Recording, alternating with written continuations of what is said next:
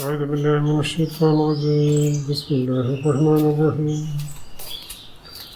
ويسألونك عن الروح قل الروح من أمر ربي وما أوتيتم من العلم إلا قليلا.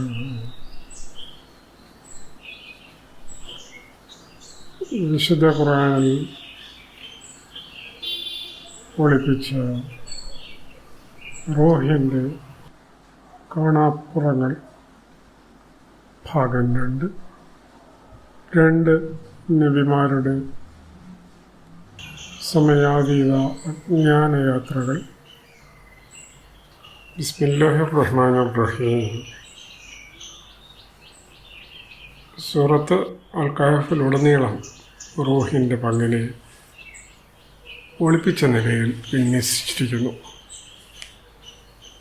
നബിമാരായ മൂസ അലൈഹിസ്സലാമയ്ക്കും ഈസ അലൈഹിസ്സലാമയ്ക്കും മുഹമ്മദ് സല്ലല്ലാഹു അലൈഹി വസല്ലമയ്ക്കും റൂഹിലൂടെ കൽബിൽ പതിച്ചു നൽകപ്പെട്ട സത്യത്തിൻ്റെ ആഖ്യാനമായ ഖദറിൻ്റെ ഭാഗങ്ങളെ അതിൽ ആയാത്തുകളാക്കിയിരിക്കുന്നു. ഖദർ ഉൾക്കൊള്ളുന്ന കൽബ് അല്ലാഹു സുബ്ഹാനഹു വ തആലയുടെ കയ്യിലെ മുൽക്കാണ്. അവൻ്റെ കൽപ്പനയ്ക്കനുസരിച്ച് റൂഹ് അതിനെ പ്രകാശിപ്പിക്കുന്നു, നഫ്സ് അത് സ്വീകരിക്കുന്നു. അങ്ങനെ നബിമാർക്ക് അള്ളാഹു അവൻ്റെ സവിശേഷ ഇൽമ് പകരുന്നു. റൂഹ് അള്ളാഹുവിൻ്റെ ചെൽപ്പടിയിൽ മാത്രം വർത്തിക്കുന്ന നഫ്സിനെ നയിക്കുന്ന വാഹനമാണ്. അത് നൂറ് കൊണ്ടുള്ള സൃഷ്ടിയാണ്. അത് ഇരു റഹ്മത്തുകൾക്കിടയിലെ നൂർ എന്ന സമയരഹിത മാധ്യമത്തിൽ സഞ്ചരിക്കുന്നു. നബി നഫ്സുകൾ അള്ളാഹു അനുവദിക്കുന്ന അവരുടെ മുമ്പും പിമ്പുമുള്ള ഖദറിൻ്റെ ഭാഗം റൂഹിലൂടെ അറിയുന്നു. നബിമാരുടെ ദൗത്യ നിർവഹണത്തെ സഹായിക്കുന്ന ഇഹപര ലോകവ്യത്യാസങ്ങളില്ലാത്ത ജ്ഞാനാതീത ജ്ഞാനം അതിലൂടെ അവർക്ക് ലഭിക്കുന്നു. മുത്തശാബിഹ മാതൃക. നബിമാർക്ക് വെളിപ്പെടുത്തി കൊടുക്കുന്ന ആ അദൃശ്യ ജ്ഞാനത്തെ അല്ലാഹു സുബ്ഹാനഹു വ തആല വിശുദ്ധ ഖുർആനിൽ അംസാലുകളിലൂടെ അഥവാ ബിംബങ്ങളിലൂടെ അഥവാ ഉദാഹരണങ്ങളിലൂടെ വിശദമാക്കുന്നു. ഈ ആയത്തുകൾ മുത്തശാബിഹ മാതൃകയിലുള്ളതാണ്. അവ തരുന്ന അനുഭവം കാണുമ്പോൾ ഒന്നും രുചിക്കുമ്പോൾ മറ്റൊന്നുമായിരിക്കും. കാഴ്ച ഭൗതിക ജ്ഞാനവും രുചി അൽമ അഥവാ ആത്മീയ ജ്ഞാനവും. അള്ളാഹു രുചി അനുഭവിപ്പിച്ചയാൾ നൽകുന്ന അവയുടെ വ്യാഖ്യാനം ഹിക്മത്തെന്ന യുക്തിജ്ഞാനം പ്രദാനം ചെയ്യുന്നു. അത് അൽമിലേക്കുള്ള വ്യക്തിനിഷ്ഠമായ അറിവിലേക്കുള്ള അഥവാ സത്യത്തിലേക്കുള്ള ചൂണ്ടുപലക മാത്രമാണ്. ഇരുലോക ജ്ഞാനങ്ങൾ നൂറിൽ സമന്വയിക്കുന്ന കഹ്ഫ് 42-ാമത്തെ ആയത്ത്. ഊഹിയത ബിസമരിഹി ഫഅസ്ബഹ യുകല്ലിബു കഫൈഹി അലാ മാ അൻഫഖ ഫീഹാ വഹിയ ഹാവിയത്തുൻ അലാ ഉറൂശിഹാ വയഖൂലു യാ ലൈതനി ലം ഉശ്രിക ബിറബ്ബി അഹദ. അവസാനം അവൻ്റെ കായ്കനികൾ നാശത്തിനിരയായി തോട്ടം പന്തലോടുകൂടി നിലംപൊത്തി. അത് കണ്ട് അയാൾ താനതിൽ ചെലവഴിച്ചതിൻ്റെ പേരിൽ ഖേദത്താൽ കൈമലർത്തി. അയാളിങ്ങനെ വിലപിച്ചു, ഞാൻ എൻ്റെ നാഥനിൽ ആരെയും പങ്കുചേർത്തില്ലായിരുന്നുവെങ്കിൽ എത്ര നന്നായേനെ. ഒരാളുടെ ഇഹലോകത്തിലെയും പരലോകത്തിലെയും അനുഭവം ഒറ്റ ആയത്തിൽ സംഗ്രഹിച്ചിരിക്കുന്നു. അങ്ങനെ ഇരു ലോകങ്ങളിലെ ഭൂതഭാവി അൽമകൾ അറിവുകൾ സ്ഥലകാലങ്ങൾക്ക് അതീതമായ നൂറെന്ന വർത്തമാനത്തിൽ സമന്വയിക്കുന്നു. റൂഹിലൂടെ സ്വീകരിക്കപ്പെടുന്ന അൽമിൻ്റെ സവിശേഷതയാണിത്. ദുൽഖർനൈനിൻ്റെ റൂഹിലേറിയുള്ള സഞ്ചാരം. ഖുർആൻ ഖർൺ എന്ന പദം ഉപയോഗിക്കുന്നത് ഒരു തലമുറയെ അഥവാ കാലഘട്ടത്തെ കുറിക്കുവാനാണ്. ഇരു കാലഘട്ടങ്ങളിൽ ഒരു നഫ്സിനെ വഹിച്ച റൂഹിൻ്റെ പേരാണ് ഖർണൈൻ. നബി ഈസ അലൈഹിസ്സലാമയുടെ നഫ്സ് 2 കാലഘട്ടങ്ങളിലായി ഉള്ള ദൗത്യങ്ങൾ നിർവഹിക്കുവാൻ നിയോഗിക്കപ്പെട്ടതാണ്. ഖർണൈൻ എന്ന റൂഹിൻ്റെ നഫ്സായതിനാൽ ഈസ അലൈഹിസ്സലാമയ്ക്ക് ദുൽഖർനൈൻ എന്ന അപരനാമം നൽകിയിരിക്കുന്നു. സൂറത്ത് കഹ്ഫിൽ ദുൽഖർനൈനിൻ്റെ ജ്ഞാന സഞ്ചാരത്തിലെ ദർശനങ്ങളെ മുതശാബിഹ രീതിയിൽ വെളിപ്പെടുത്തിയിരിക്കുന്നു. അതിൽ ബനി ഇസ്രായേലിനു ശേഷമുള്ള ദീനുൽ ഇസ്ലാമിൻ്റെ പുനരുദ്ധാരണ പ്രവർത്തനങ്ങളെ വിവരിക്കുന്നു. ശേഷം ലോകാവസാനം വരെയുള്ള ചരിത്രത്തെയും ചരിത്രങ്ങൾക്കപ്പുറത്തെ സംഭവങ്ങളെയും വെളിവാക്കുന്നു. ഈ വിഷയസംബന്ധമായ ആയത്തുകളുടെ വ്യാഖ്യാനം ദുൽഖർനൈനിൻ്റെ പ്രവചനങ്ങൾ എന്ന തലവാചകത്തോടെ എപ്പിസോഡ് 50 അപ്ലോഡ് ചെയ്തിട്ടുള്ളതാണ്. താഴെ ഡിസ്ക്രിപ്ഷനിൽ അതിൻ്റെ ലിങ്കുണ്ട്. ജെറുസലം അണക്കെട്ടിൻ്റെ 2 വശങ്ങൾ. ഈസ അലൈഹിസ്സലാമയ്ക്ക് ഖർണൈൻ എന്ന റൂഹിലൂടെ നൽകപ്പെട്ട അൽമിൻ്റെ ചുരുക്കം ഇതാണ്. ദുൽഖർനൈൻ അഥവാ ഈസ അലൈഹിസ്സലാം ജെറുസലേം കേന്ദ്രീകരിച്ച് ദീനുൽ ഇസ്ലാം എന്ന പ്രതിരോധത്തിൻ്റെ അണക്കെട്ട് നിർമ്മിച്ചു. അത് അക്രമികളെ ചെറുത്തു. അണയുടെ റഹ്മത്തിൻ്റെ വശത്ത് ജനത്തിൽ ഒരു വിഭാഗം അണിനിരന്നു. അവിടെ നിന്ന് ദീൻ മുഹമ്മദ് നബി സല്ലല്ലാഹു അലൈഹി വസല്ലമ എന്ന പൂർവാന്ന സൂര്യൻ്റെ പ്രഭയിൽ വേരൂന്നി അതിശക്തിയോടെ പടർന്നു. പിന്നെ മധ്യാഹ്നം കഴിഞ്ഞതോടെ അത് ക്ഷയിക്കുവാൻ തുടങ്ങി. റഹ്മത്തിൻ്റെ ബലക്ഷയം അണയുടെ എതിർവശത്തെ ശക്തിപ്പെടുത്തി. പടിഞ്ഞാറൻ ഭൗതിക നവോത്ഥാനത്തിന് അത് വഴിയൊരുക്കി. അതിൻ്റെ ഫലമായി യജൂജ് മജൂജുകളെന്ന അക്രമികൾ ശക്തിയാർജിച്ചു. അവസാനം അവർ ഖുർആനിലെ പ്രവചനം പോലെ ജെറുസലേം അണക്കെട്ട് തകർത്തു. റഹ്മത്ത് ഒലിച്ചുപോയ ദീനിനുമേൽ അവർ കയറി മറിഞ്ഞു. ഇസ്ലാമിക ഖിലാഫത്തിനെ കഷണങ്ങളാക്കി അവരുടെ പാവ സർക്കാരുകളെ സ്ഥാപിച്ചു. ഈസ അലൈഹിസ്സലാമയുടെ 2ാം വരവിൽ ദീനുൽ ഇസ്ലാം എന്ന അസ്തമയ സൂര്യനെ പടിഞ്ഞാറ് ഭാഗത്ത് ചെളിക്കുണ്ടിൽ ചതുപ്പിൽ ദർശിക്കും. അസ്തമയ സൂര്യൻ്റെ ചെങ്കിരണങ്ങളിൽ നിന്ന് ചേറിൽപ്പെട്ടുപോയ ഒരു വിഭാഗം നൂറ് സ്വീകരിച്ച് വിജയം കൊയ്യും. പ്രാണവായു ഇല്ലാത്ത ചതുപ്പ് നൂറില്ലാതെ നശിച്ച തീവ്ര ലൈംഗിക അരാജകത്വത്തിലേക്ക് കൂപ്പുകുത്തിയ സമൂഹത്തെ കുറിക്കുന്നു. ആ അക്രമകാരികളെ ഈസ അലൈഹിസ്സലാമ എന്ന ഭരണാധികാരി ഉന്മൂലനം ചെയ്യും. ആഖിറത്തിലും നോവേറിയ ശിക്ഷ അവരെ കാത്തിരിക്കുന്നു. ഇവയാണ് അല്ലാഹു സുബ്ഹാനഹു വ തആല തുറന്നു തരുന്ന അവൻ്റെ ഖദറിലെ ഈസ അലൈഹിസ്സലാമയുമായി ബന്ധപ്പെട്ട ചരിത്രാത്മക കാഴ്ചകൾ. ഇരു നബിമാരുടെ ദൗത്യ സമന്വയം. ഈസ അലൈഹിസ്സലാമയുടെയും മുഹമ്മദ് നബി സല്ലല്ലാഹു അലൈഹി വസല്ലമയുടെയും ദൗത്യങ്ങളെ അല്ലാഹു സുബ്ഹാനഹു വ തആല പരസ്പര പൂരകങ്ങളാക്കിയിരിക്കുന്നു. ഈസ അലൈഹിസ്സലാമയുടെ നബുവത്തിൻ്റെ പൂർത്തീകരണമാണ് മുഹമ്മദ് നബി സല്ലല്ലാഹു അലൈഹി വസല്ലം. മുഹമ്മദ് നബി സല്ലല്ലാഹു അലൈഹി വസല്ലമയുടെ ഖിലാഫത്തിൻ്റെ രാജ്യാധികാരത്തിൻ്റെ പൂർത്തീകരണമാണ് ഈസ അലൈഹിസ്സലാം. അന്ത്യപ്രവാചകനായ മുഹമ്മദ് നബി സല്ലല്ലാഹു അലൈഹി വസല്ലമയ്ക്ക് ശേഷം നബുവത്ത് ആർക്കും ഉണ്ടാവുകയില്ല. അതിനാൽ ഈസ അലൈഹിസ്സലാമയുടെ 2ാം വരവിൽ അവിടുന്ന് സർവാധികാരിയായ ഭരണാധികാരി മാത്രമായിരിക്കും.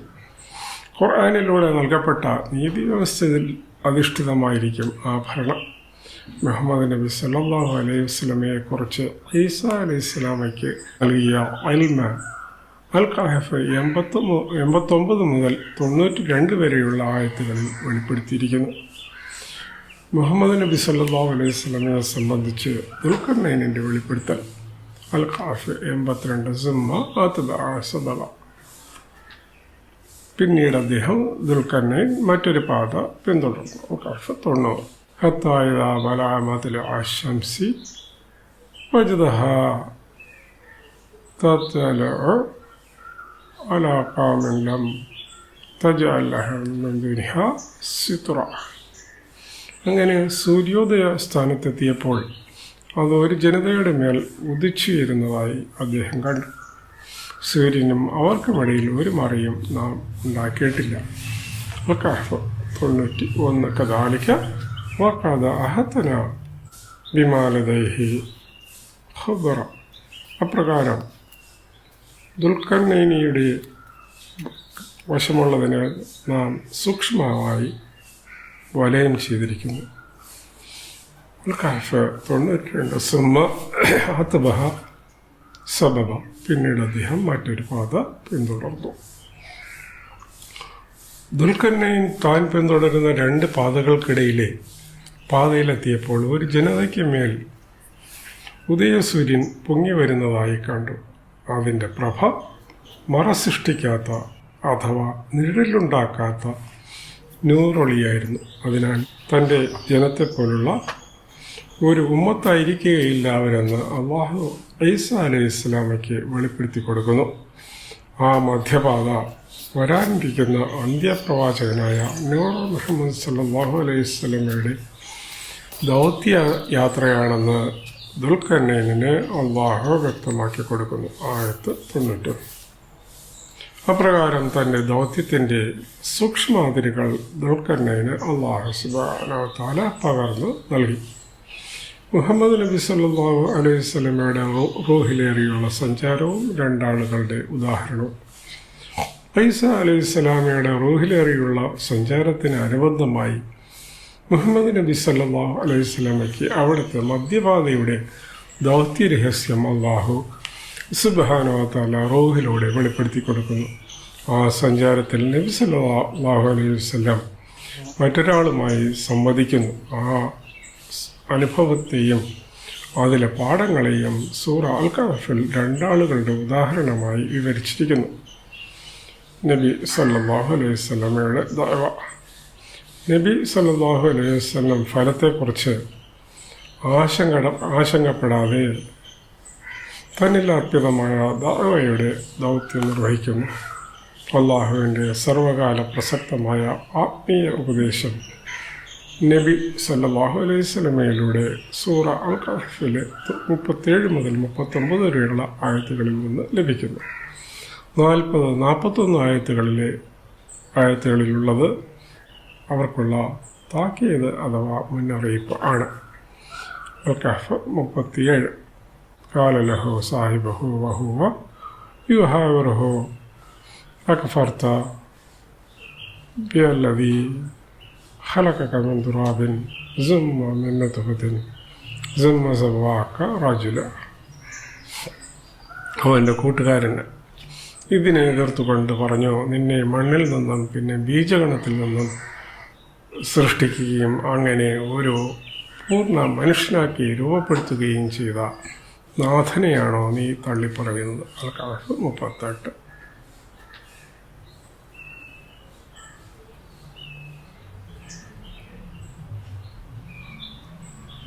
ലാകിന്നഹു അല്ലാഹു റബ്ബി വലാ ഉശ്രികു ബിറബ്ബി അഹദ. എന്നാൽ അവനാണ് അഥവാ അള്ളാഹുവാണ് എൻ്റെ നാഥൻ, ഞാൻ ആരെയും എൻ്റെ നാഥൻ്റെ പങ്കാളിയാക്കുകയില്ല. കഹഫ് 39. വലൗലാ ഇദ് ദഖൽത ജന്നതക ഖുൽത മാഷാ അല്ലാഹു ലാ ഖുവത ഇല്ലാ ബില്ലാഹ്. നീ നിൻ്റെ തോട്ടത്തിൽ പ്രവേശിച്ചപ്പോൾ നിനക്കിങ്ങനെ പറഞ്ഞുകൂടായിരുന്നോ, ഇത് അള്ളാഹു ഇച്ഛിച്ചതാണ്, അള്ളാഹുവെ കൊണ്ടല്ലാതെ യാതൊരു ശക്തിയും സ്വാധീനവും ഇല്ല. സൃഷ്ടികൾക്ക് അവകാശപ്പെടാനായി സൃഷ്ടാവിൻ്റേതല്ലാത്ത ഒന്നും തന്നെയില്ല. അവൻ്റെ റഹ്മത്തിൻ പാരാവാരത്തിലെ ഒരു സമയത്തൊരുത്തിൽ 100 പരത്തി മിന്നിമറയുവാൻ നഫ്സിന് അനുവദിച്ച സൗഭാഗ്യത്തിനുള്ള നന്ദി പ്രകാശനമായിട്ടാണ് ഇഹലോക ജീവിതത്തെ അല്ലാഹു സുബ്ഹാനഹു വ തആല സജ്ജമാക്കി തന്നിട്ടുള്ളത്. ഏകവനായ തമ്പുരാനോട് ആരെയും പങ്കുചേർക്കുന്നത് നന്ദികേടാണ്, കൊടിയ വഞ്ചനയാണ്. 38-ാമത്തെ ആയത്ത് ഇസ്ലാമിക ദർശനത്തിൻ്റെ കാതലായ ശിർക്കിനോടുള്ള ശക്തമായ എതിർപ്പിനെ രേഖപ്പെടുത്തുന്നു. നന്ദിയുള്ള ജീവിത ചൂടുകളുടെ മന്ത്രണമാണ് മാഷാ അല്ലാഹ് ലാ ഖുവത ഇല്ലാ ബില്ലാ.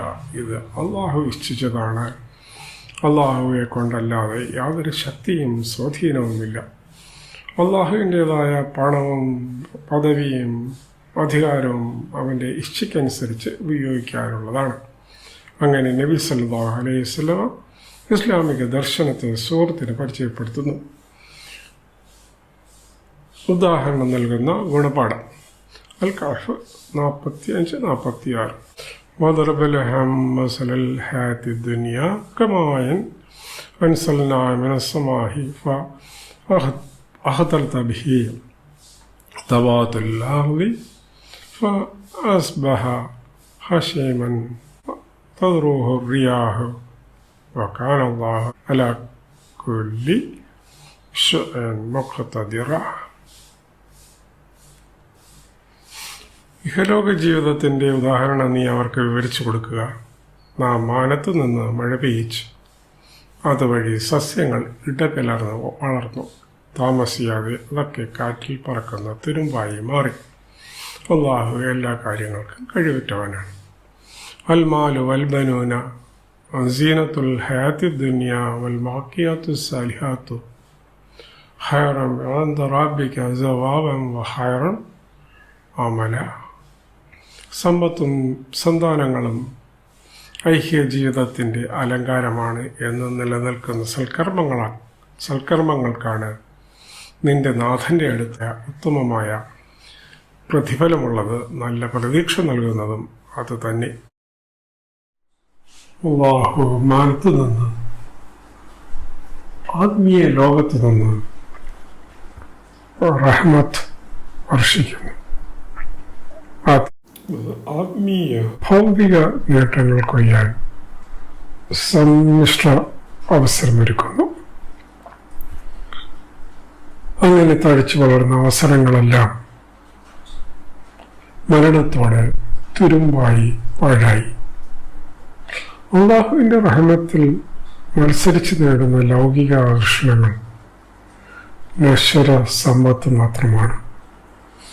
മരണത്തെ അതിജീവിക്കുന്നത് ആത്മീയ സമ്പത്താണ്, സൽക്കർമ്മങ്ങളാണ്. അവയാണ് അല്ലാഹുവിൽ നിന്ന് ഉത്തമ പ്രതിഫലത്തിൻ്റെ പ്രതീക്ഷ നൽകുന്നത്. പ്രതീക്ഷ സൂക്ഷിക്കുന്നവർ ലൗകിക അലങ്കാരങ്ങളെ സൽക്കർമ്മങ്ങൾക്കുള്ള അവസരമാക്കും. അവർ അല്ലാഹു കാണിച്ചു തരുന്ന അവൻ്റെ മാർഗത്തെ പിൻപറ്റുന്നു. അവർ ലൗകിക ജീവിതത്തെ ആത്മീയ ജീവിതം കൊണ്ട് പൊതിയുന്നു. അല്ലാഹു ആലം.